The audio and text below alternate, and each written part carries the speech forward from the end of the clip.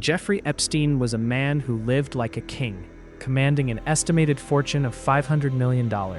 owning multiple mansions, including a towering Upper East Side New York townhouse valued at over $77 million, a sprawling Palm Beach estate with private security and hidden surveillance cameras, a private Caribbean island called Little St. James, where he reportedly built secret underground structures and guest quarters for his special visitors, a private ranch in New Mexico,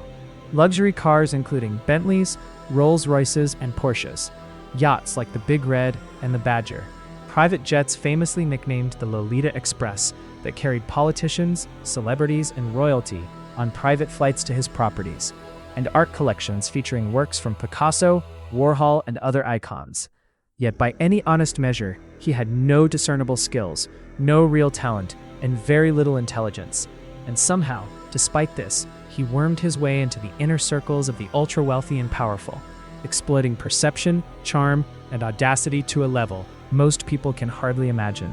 He began as a high school math and physics teacher at the Dalton School in Manhattan, a respectable but unremarkable profession,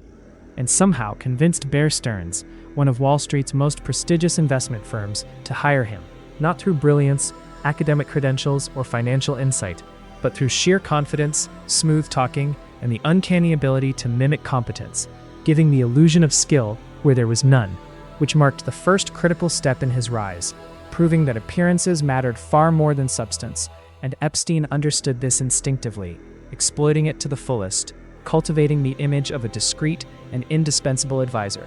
From there, he reinvented himself as a financier for the ultra-rich, managing funds for secretive clients, many of them billionaires who valued discretion over accountability, allegedly including Leslie Wexner, whose fortune he helped control through opaque trusts, shell companies, and offshore accounts in the Cayman Islands and Panama, creating a labyrinth of financial maneuvering designed to hide his methods and obscure the origins of his wealth, including complex real estate syndicates, private lending schemes, and shadow partnerships that allowed him to make millions without ever producing anything tangible.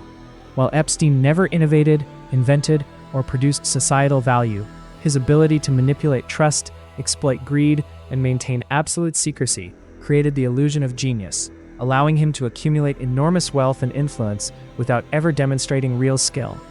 Beyond finance, Epstein mastered the ultimate form of social currency, power, cultivating a network that included Bill Clinton, Donald Trump, Prince Andrew, Naomi Campbell, Ghislaine Maxwell, and others, wielding influence that far outstripped his actual abilities and drawing him deeper into the shadows of global power. And countless other billionaires, politicians, celebrities, and socialites, offering favors, loyalty, discretion, and exclusive access in exchange for protection, influence, and financial gain, while simultaneously constructing a horrifying system of predation,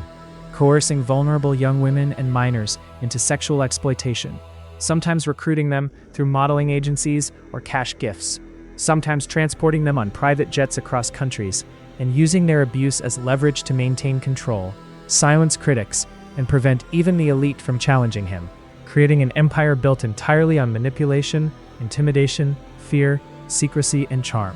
His wealth reflected this mix of reality and illusion. Luxury properties, jets, yachts, and possessions projected the image of a self-made billionaire, but most of it came from exploiting trust, relationships, legal loopholes, and fear, rather than skill, innovation, or legitimate creation. Epstein's life exposes the uncomfortable truth that in certain circles, intelligence, morality, and ability are optional,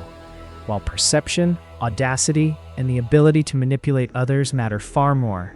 allowing him to live in extraordinary comfort while producing nothing of societal value,